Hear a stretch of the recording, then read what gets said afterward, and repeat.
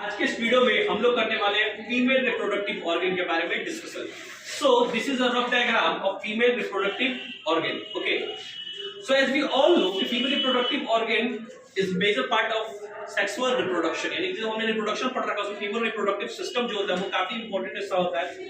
सो उसके ऊपर थोड़ा सा डिस्कशन कर लेते हैं। So as you can see, starting with the part that is uterine fundus fallopian tube, जिसको हम लोग ओविडक्ट भी कहते हैं। ठीक है, ये हो गया ओवेरी, जिसको एग, ठीक है ना, फीमेल गैमेट भी कहते हैं। This is uterus, this is cervix, this is vagina, ovarian ligament, again this is ovary and this is funnel of fallopian tube. This is funnel of fallopian tube. ये fallopian tube नहीं, ये क्या है?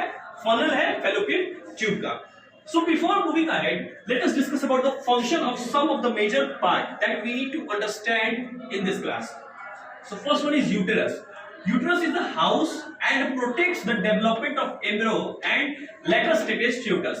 यानी uterus वो chamber होता है या कह सकते हैं वो हाउस होता है जो एग के इनिशियल स्टेज से लेकर के प्रिपरेशन के स्टेज होने तक में वो उसको प्रोटेक्ट करता है। ठीक है, यानी वो चेंबर जहां पे सिंपली समझो कि एग ग्रो करता है। ठीक है, उसको हम क्या कहते हैं? यूटरस, ये वाला चेंबर। Is it clear? चलिए, नेक्स्ट वन इज वैगिना। तो वैगिना किसको कहते हैं हम लोग? That is it facilitates the transfer of male gamete into female body. Male gamete to female body, male gamete को फीमेल बॉडी में जाने के लिए जो फैसिलिटेट करता है, इसको हम क्या कहते हैं? वैगिना। सिंपल इसको क्या कहते हैं हम लोग कि ये स्पर्म को रिसीव करता है। It is receiver of the male gamete. ठीक है, मेल गैमेट जो फीमेल बॉडी के अंदर एंटर करती है वो कैसे करती है? इस वैगिना के रास्ते करती है। Is it clear? Coming to the next one, that is ovary. Ovary क्या होता है? Releases egg one at time as ovum. ठीक है ना, इसका प्लूरल ओवा होता है। आपने पढ़ा है ना क्लास में कि ओवम का प्लूरल जो होता है क्या होता है? ओवा होता है। तो ये ओवेरी जो होता है एक बार में एक अंडे छोड़ता है। Next one is fallopian tube helps the movement of ओवा इनसाइड द ट्यूब। यानी फैलोपियन ट्यूब क्या करता है? ये जो ओवा होता है ना, दैट इज ओवम का प्लूरल ओवा, इसको क्या करता है? इसके मूवमेंट को कंट्रोल करता है। कौन? Fallopian tube. Is it clear? So, sexual intercourse introduces the sperm into the vagina of female. यानी sexual intercourse की वजह से क्या होता है कि मेल स्पर्म जो होता है वो फीमेल बॉडी में इंटर करता है। अब जरा से इसका वर्किंग समझते हैं। देखो, सबसे पहले जो मेल स्पर्म रिलीज करता है वो मैंने पहले भी रिपीट किया था, मिलियंस में छोड़ता है, यानी 10 लाख से ऊपर स्पर्म छोड़ता है। ठीक है, मिलियंस काउंट में छोड़ता है। मिलियन काउंट में जो स्पर्म सबसे पहले पहुंचता है यूट्रस के चेंबर में, और यहां से ओवेरी जो होता है वो क्या रिलीज करता है? ओवम।